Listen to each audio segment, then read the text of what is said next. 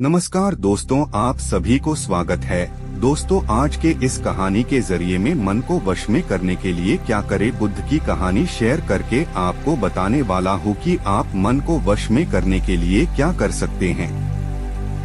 तो बिना समय को गवाए चलिए जानते हैं कि हम सब मन को वश में करने के लिए क्या कर सकते हैं। अगर आप इस कहानी के पीछे के तर्क को समझ लें तो आपका दिमाग काबू में हो सकता है। जब मैंने पहली बार यह कहानी पढ़ी तो मुझे इसका तर्क समझ में नहीं आया, लेकिन इसकी भावना प्रेरणादायक है। एक बार महात्मा बुद्ध किसी नगर से गुजर रहे थे। बुद्ध की नजर एक कपड़ा व्यापारी पर पड़ी जो उदास और निराश दिख रहा था। बुद्ध उसके पास गए और पूछा, हे भक्त, तुम इतने दुखी क्यों हो?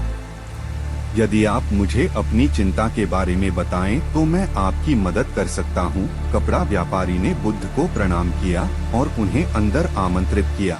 व्यापारी ने कहा कि जब से मेरी पत्नी की मृत्यु हुई है तब से मेरे छोटे बेटे की देखभाल के लिए घर पर कोई नहीं है, इसलिए मैं हमेशा उसे अपनी दुकान पर लाता हूँ।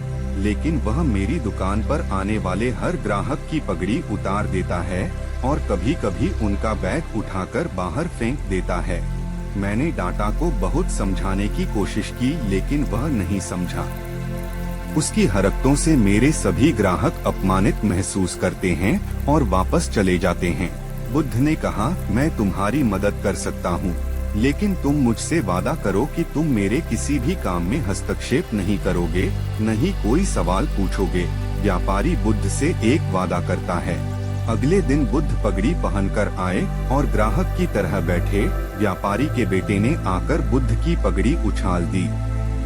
महात्मा बुद्ध मुस्कुराए और बोले, बहुत अच्छा, जाओ और वह पगड़ी वापस ले आओ। वह बच्चा दौड़कर पगड़ी ले आया और बुद्ध को दे दी। अगले दिन बुद्ध एक कुल्हाड़ी और लाठी लेकर आए।